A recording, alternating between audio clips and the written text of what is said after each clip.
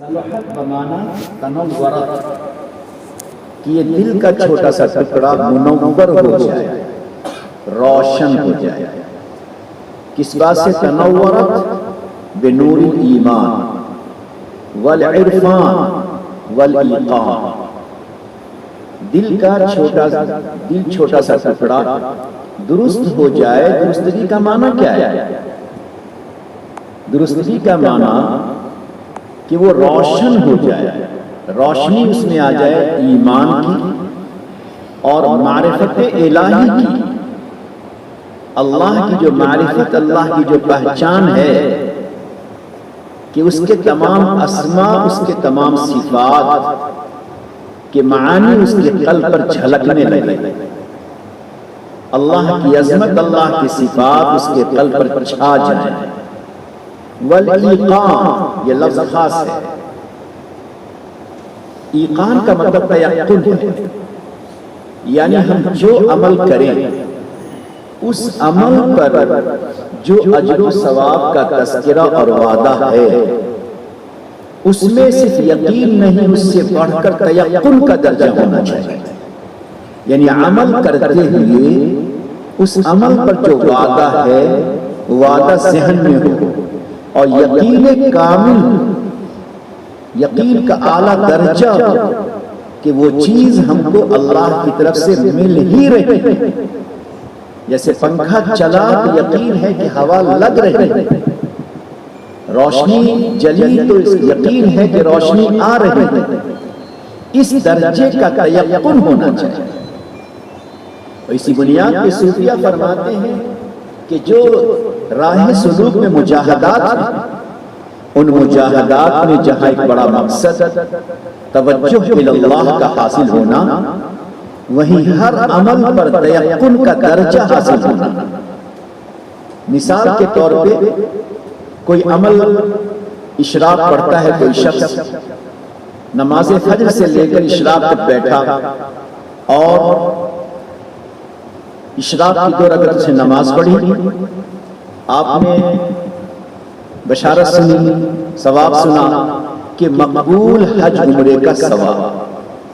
ایک دفعہ ہم نے سن لیا بھائی اشراق کی بڑی فضیلت ہے، اب اشراق ہم پڑھتے ہیں یقیناً ثواب ملے گا، لیکن ایک ہے تیقن و استحضار کہ جب ہم اشراق پڑھیں تو پڑھتے ہوئے فوراً میرے ذہن میں یہ بات یقینی درجے میں آتی رہے کہ اس وقت جو میں 2 رکعت نماز پڑھتا ہوں اس پر مجھے مقبول حج عمرے کا ثواب مل رہا ہے۔ جس طرح حالت احرام میں محرم کو یقین ہوتا ہے، استحضار آتا ہے، اسی درجے کا استحضار، ایقان و یقین اسے اشراق کے پڑھنے پر بھی ہے۔ مغرب کی بعد جس نے 6 رکعت یا کم سے کم 4 رکعت کسی نے اوابین پڑھی تو حدیث میں ہے کہ 12 سال نفل نماز پڑھنے کے برابر ثواب۔ اب عارفین اسے کس طرح پڑھتے ہیں سنیے۔ عارفین کی نماز اس طرح ہوتی ہے کہ ایک ہے 6 رکعت نماز جو برابر ہے 12 سال کے، تو ایک تو ہے 12 سال نفل پڑھنے پر اجر و ثواب، اور ایک ہے اللہ کی طرف سے نفل پڑھنے پر جو تجلیات اور جو معارف حاصل ہوتے ہیں۔ تو ابھی جو میں 2، 4، 6 پڑھوں گا اس پر 12 سال کے نفل نمازوں کا ثواب تو مل ہی رہا ہے، مگر میں یہ چاہتا ہوں کہ تو عام انسانوں کے لیے ہے، ہم تو خواص میں سے ہیں، میں یہ چاہتا ہوں کہ اس پر مجھے 12 سال نفل پڑھنے پر کسی بندے کو جو معرفت، جو تجلیات، جو انوارات ملتے ہیں وہ تمام تجلیات و انوارات ہمیں بھی مل رہے ہیں۔ یہ ہے کمیت، کیفیت کہ ہم جو عمل کریں اس میں ایقان یا تیقن کا درجہ ہو، اور تیقن میں اس بات یہ بات شامل ہے کہ استحضار کے ساتھ ساتھ اس پر ملنے والے جو اجر و ثواب ہیں، اور اجر و ثواب کے ساتھ ساتھ جو اس پر معارف، تجلیات، انوارات ہیں، وہ تمام چیزیں ہمیں مل رہی ہیں۔ اس تصور کے ساتھ نوافل کو اگر پڑھیں گے تو اس کی کیفیت میں عجیب اضافہ ہوگا۔ اس لیے پہلی بات میں نے عرض کی کہ اللہ نے ہمیں علماء کے زمرے اور جماعت میں شامل کیا ہے، اور خود اللہ نے تعارف کرایا ہے، پہچان کرائی ہے۔ بھائی دیکھیں، اگر کوئی عام آدمی ہے، کسی اور طبقے سے تعلق رکھتا ہے، تو اس نے پوچھا کہ بھائی علماء کس کو کہتے ہیں؟ ہم نہیں جانتے کہ آپ کے ہاں علماء کس کو کہتے ہیں، تو اس کو کیا تعارف کرائیں گے؟ علماء علم تو در حقیقت قلب میں ہے، اسی علم کی صفت کی وجہ سے اس کو عالم کہا گیا، لیکن اس بندے کا تعارف کرایا جائے گا کہ عام طور پر جو علماء ہوتے ہیں اس لباس میں رہتے ہیں اور مسجد و مدرسہ وغیرہ کی خدمت کرتے ہیں، ان کو ہم لوگ علماء کہتے ہیں۔ اس بندے سے تعارف کرایا گیا، ایک ظاہری شکل و صورت کا تعارف کرایا گیا۔ اللہ تعالیٰ نے ہمارے اور آپ کا تعارف کرایا کہ ان کا تعارف یہ ہے کہ کمیت اور کیفیت کے اعتبار سے یہ دوسروں سے ممتاز ہوں گے۔ اب ذرا سوچیں، ہم اپنے آپ میں زندگی پر نظر ڈالیں کہ کیا ہم عوام الناس سے ان دو باتوں میں ممتاز ہیں؟ اگر نہیں ہیں تو پھر ظاہر ہے کہ ہمیں ویسا کرنا چاہیے۔ اس لیے اس بات کی کوشش ہو کہ کمیت بھی زیادہ ہو اور کیفیت بھی زیادہ ہو۔ پھر اس کے بعد جو ہم نے ایک لفظ استعمال کیا کہ ہمارا نفس بہانہ بناتا ہے کہ بھائی اوابین ہے، اشراق ہے، یا عصر سے پہلے یا عشاء سے پہلے جو سنتیں ہیں وہ تو نفل ہے، کیا تو ٹھیک ہے، نہ کیا تو کوئی حرج نہیں۔ عارفین کہتے ہیں کہ دیکھو، ایک ہے احکام شرعیہ کے درجات کہ فرض، واجب، سنت، مستحب، مباح، یہ درجات، اور ایک ہے محبت کا رشتہ۔ جب محبت کا بے پناہ رشتہ بڑھتا ہے تو پھر وہاں یہ سارے درجات ختم ہو جاتے ہیں۔ فرض، واجب، سنت و مستحب کا درجہ ختم ہو جاتا ہے۔ اب جس طرح بندہ فرض اس لیے پڑھتا ہے کہ اللہ کا تقرب ہوگا، ایک مستحب پر عمل بھی اسی لیے کرتا ہے اس سے بھی اللہ کا تقرب ہوگا۔ یہ سنت اور مستحب کا فرق مٹ جاتا ہے جب اللہ کی محبت ہوتی ہے۔ اب ظاہر ہے کہ جب اللہ سے اس درجے کا تعلق ہوا اور یہ فرق مٹ گیا تو فرض جس رغبت کے ساتھ ادا کرے گا اسی رغبت کے ساتھ وہ مستحب پر بھی عمل کرے گا۔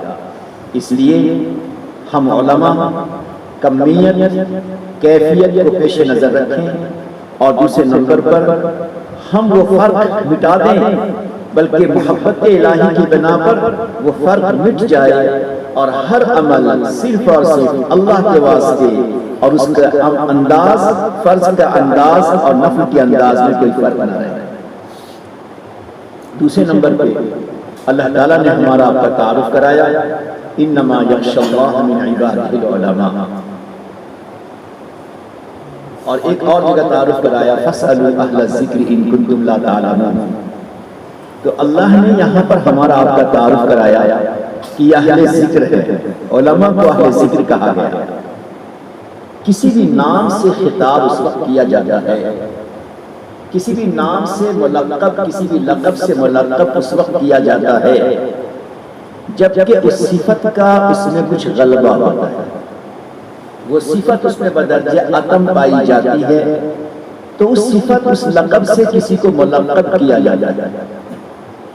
یہاں اللہ تعالیٰ نے علماء کو اہل ذکر کہا، اس کا مطلب یہ ہوا کہ علماء پر ذکر کا غلبہ ہوگا دوسروں کے مقابلے میں۔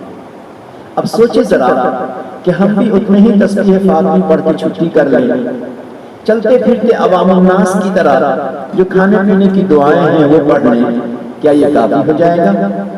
کافی نہیں ہو سکتا، غلبہ ہوگا تو ہی جا کے لقب ملے گا۔ تو اللہ تعالیٰ نے اہل علم کو اہل ذکر سے تعبیر کیا، تعارف کرایا۔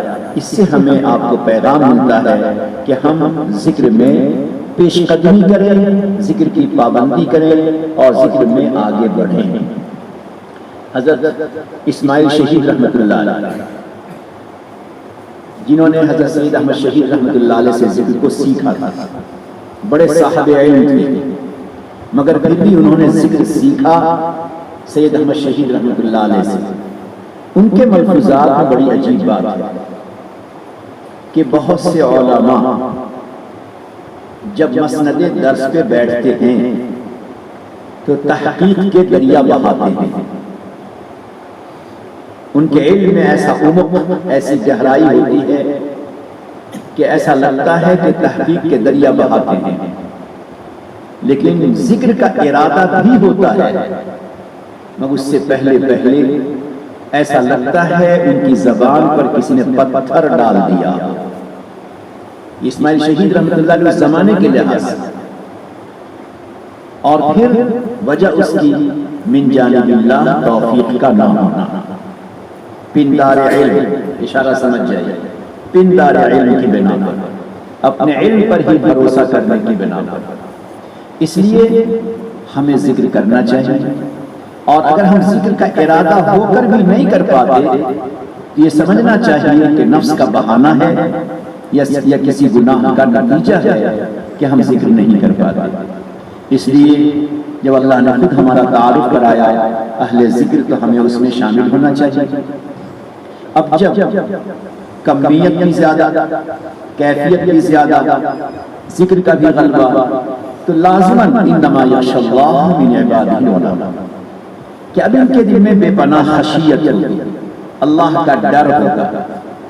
اور جب انسان کے دل میں خشیت آتی ہے علم کی روشنی میں، تو عوام الناس تو روتی ہے گناہوں کی بنا پر، معاصی کی بنا پر، عوام الناس روتی ہے معاصی کی بنیاد پر، معصیت کی بنیاد پر، اور علماء روتے ہیں غفلت کی بنا پر۔ عجیب بات ہے ہمارے علماء کے ملفوظات، عوام روئے گی معصیت کی بنا پر، کیونکہ ان سے معصیت ہو جائے، یہ تو شاہی دربار میں رہنے والے لوگ ہیں، تو ان کا رونا معصیت کی بنا پر، اور علماء کا رونا غفلت کی بنا پر، جو غفلت ہو گئی۔ ہمارے 2 گھنٹے خالی تھے، نہ ہم نے علم پڑھا، نہ مطالعہ کیا، نہ پڑھایا، نہ گھر کا کام کیا، اور یوں ہی میرا ٹائم گزر گیا، نہ اس میں اللہ کی یاد آئی۔ تو مشائخ روتے ہیں غفلت کی بنا پر، اور مشائخ اب علماء روتے ہیں غفلت کی بنا پر، اور مشائخ روتے ہیں ما سوی اللہ کے خیال پر، کہ دل پر کبھی بھی غیر اللہ کا خیال چھا جائے، اور اس غیر اللہ کے خیال کے آنے سے اتنی دیر اللہ کی یاد سے غافل رہ جائیں، ما سوی اللہ کا خیال دل پہ آ جائے، اس پر مشائخ ہوتے ہیں، اس پر ان کے درجات بلند ہوتے ہیں۔ تو تیسرا تعارف انما یخشی اللہ من عبادہ العلماء کے ذریعے کیا گیا۔ اس سے ہمیں سمجھنا ہے کہ کیا ہمارے دل میں خشیت ہے یا نہیں۔ اب خشیت کی ایک عام سی پہچان یہ ہے کہ خلوت اور جلوت برابر ہو جائے۔